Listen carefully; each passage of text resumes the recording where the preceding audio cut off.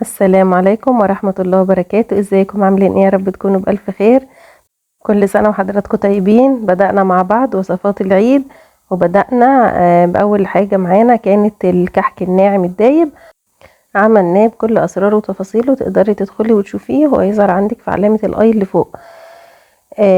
هنعمل بقى مع بعض النهاردة بسكوت النشادر بأسهل وأبسط طريقة وبمقادير مظبوطة جدا. هيطلع معاكي هش وخفيف جدا جدا جدا، بيدوب كده حرفيا وبمقادير مظبوطة جدا. يلا نسمي الله ونصلي على الرسول ونشوف عملناه ازاي. بس يا ريت ما تنسوش تعملوا لايك للفيديو. يلا نشوف عملنا الجمال ده ازاي. اول حاجة انا هقول لكم المقادير بالجرام وبالكوباية. معايا كيلو من الدقيق، ومعايا كوبايتين من السكر البودر زي ما انتوا شايفين، ومعايا ده معيار كوبايتين الا ربع من السمنة بنفس الكوباية اللي هي المج العادي بتاع الشاي اللي موجود في كل بيت. ومعايا 4 بيضات، ومعايا معلقة كبيرة ممسوحة من النشادر، معلقة كبيرة ممسوحة من البيكنج باودر، ومعايا كيس من التانج، ومعايا فانيليا بطعم البرتقال وممكن فانيليا عادية، ومعايا ربع كوباية من الحليب الدافي بالشكل اللي انتوا شايفينه ده. بالنسبة للسمنة، السمنة وزنها حوالي 350 جرام، والسمنة انا مخرجاها من التلاجة. يعني السمنة انا كنت عايرتها الاول وهي سايحة، وبعد كده حطيتها في التلاجة عشان تكون متماسكة زي ما انتوا شايفين كده بالظبط. اول حاجة هبدأ كده اضرب السمنة بالشكل اللي انتوا شايفينه ده. هبدأ هضربها بس الاول انعمها شوية علشان تكون طرية لما احط عليها السكر وما تبهدلش الدنيا. هبدأ بس كده افككها من بعضها بالشكل اللي انتوا شايفينه ده. اول ما تبقى معانا بالشكل الكريمي اللي انتوا شايفينه ده، هبدأ كده اضيف السكر البودر. والسكر البودر الوزن بتاعه 320 جرام، ولازم يكون السكر منخول علشان ما يكونش فيه اي حبيبات وتخرز معانا وتبهدل معانا الوصفة.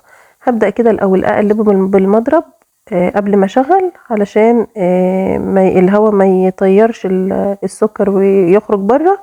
وبعد كده هبدأ اشغل المضرب وافضل اضرب فيه لحد ما يفتح لونهم خالص معايا ويبقى كريمي. وتقدري كمان الخطوة دي تعمليها على ايدك. اهالينا زمان كانوا بيضربوا السمنة والسكر مع بعض بايديهم، وكانت بتطلع من تحت ايديهم احلى حاجة. هنضرب كده لحد ما لونهم يفتح خالص معايا ويبقى الخليط معايا يكون كريمي جدا، عشان ده بيكون سبب هشاشة البسكوت. وده بيكون شكل الخليط معايا بعد ما اتضرب كويس قوي حوالي 8 دقايق بالشكل اللي انتوا شايفينه ده.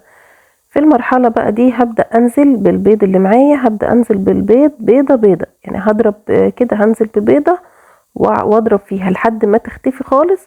وبعد كده هبدأ انزل بالبيضة اللي بعدها وهكذا، عشان انا مش عاوزة الخليط يفصل معايا، خليط السمنة والسكر. خلاص كده نزلنا باخر بيضة معانا. هبدأ اضرب بقى كويس قوي، وبعد كده هبدأ اضيف الفانيليا. الفانيليا اللي انا استخدمتها دي فانيليا بطعم البرتقال، تقدري تستخدمي الفانيليا السايلة او العادية، مفيش اي مشكلة. وبعد كده هنزل بكيس من بودرة التانج، او لو مفيش اكياس وعندك اللي هو العلب تقدري تحطي معلقتين كبار. هيدي طعم البرتقال وفي نفس الوقت هيديكي لون حلو قوي للبسكوتة بتاعتك. هبدأ اضربهم كده كويس قوي لحد ما يختلطوا بالشكل اللي انتوا شايفينه ده. وبعد كده هقلب الخليط كويس علشان اي حاجة ما اتضربتش تتضرب كويس معايا. هبدأ اضربهم كده ضربة كمان بالشكل اللي انتوا شايفينه ده. وبعد كده هنزل بمعلقة كبيرة ممسوحة من البيكنج باودر وهضربها كويس، وتقدر تضيفيها على الدقيق مفيش مشكلة. وبعد كده معايا معلقة ممسوحة من النشادر، معلقة كبيرة ممسوحة، وربع كوباية من الحليب الدافي، وبقلبها كده مع الحليب لحد ما تفور بالشكل اللي انتوا شايفينه ده. وبعدين بنزل بيها على الخليط بتاعي، وبعد كده ببدأ اضرب كويس اوي لحد ما الخليط كله يبقى كريم ويندمج كله مع بعضه بالشكل اللي انتوا شايفينه ده. خلاص كده الخليط بقى معايا ممتاز. بعد كده هبدأ اجيب كيلو من الدقيق وعليه رشة بسيطة خالص كده من الملح، واقلبها كويس قوي في الدقيق. وبعد كده هنزل الدقيق بتاعي على مرتين، وهبدأ اقلب. البسكوت ما بيحبش العجن، البسكوتات كلها عموما انا بقلب بس يعني ايه لحد ما الدقيق يختفي معايا.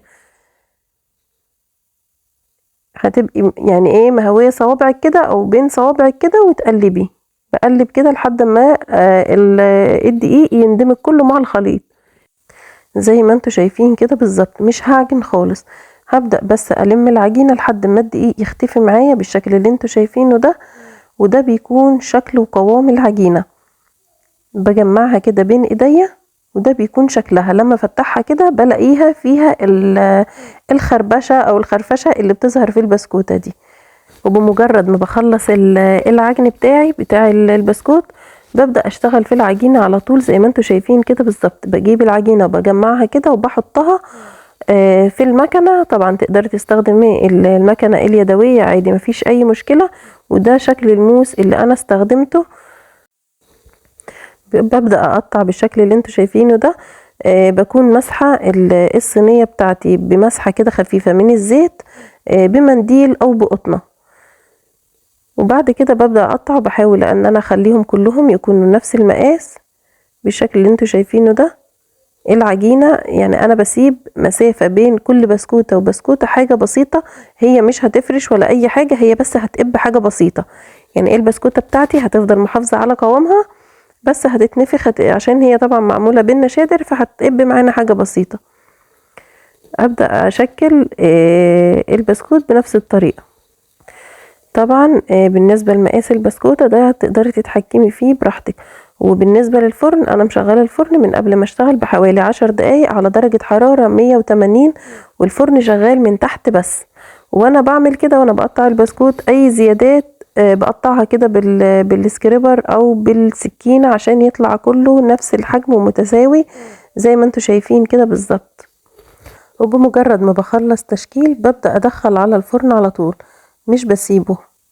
هبدأ اشكل معاكم بنفس الطريقة زي ما انتوا شايفين. البسكوتة حرفيا خفيفة وهتطلع بصي هشة وبتدوب ونتيجتها روعة بجد. زي ما اتفقنا قد الصينية مسحة خفيفة خالص كده من الزيت بمنديل او بقطنة. وبعد كده بدخل على الفرن على طول. الفرن بيكون شغال من تحت بس على درجة حرارة 180. ولما بيحمر من تحت بياخد لون كده خفيف من تحت، ببدأ اشغل الشواية على الهادي وافضل اقلب في البسكوت عشان ياخد كل لون واحد. وهنا انا كنت غيرت النقشة بتاعت البسكوتة، بتبقى برضو الرسمة دي حلوة قوي. تقدري طبعا تعملي الشكل اللي انت حباه. هعمل معاكم بالشكل اللي انتوا شايفينه ده. شايفين شكلها بتبقى شكلها حلو جدا. النقشة دي جميلة والتانية برضو حلوة. تقدري تشتغلي بالشكل اللي يريحك. هكمل كل الكمية بنفس الطريقة، ونرجع تاني بعد التسوية اوريكم شكله بعد التسوية عامل ازاي. وده كان شكله بعد التسوية. شايفين الجمال؟ حاجة كده ما شاء الله. مش قادرة اقول لكم بقى على الهشاشة بتاعته ولا النعومة. حاجة كده بصوا في اخر من الاخر. شايفين التسوية بتاعته؟ البسكوتة كلها واخدة لون واحد من فوق ومن تحت، وهش جدا وخفيف ومتماسك في نفس الوقت. مقاديره مظبوطة جدا بالجرام وبالكوباية. تقدري تعمليه ومش هياخد معاكي وقت خالص حتى لو اول مرة بتعمليه. شايفين؟ يلا بقى جربوه، قولولي رأيكم ايه في الكومنتات. لو عجبكم الفيديو ما تنسوش تعملوا لايك وتشتركوا في القناة وتفعلوا الجرس على الكل عشان يوصل لكم مني كل جديد.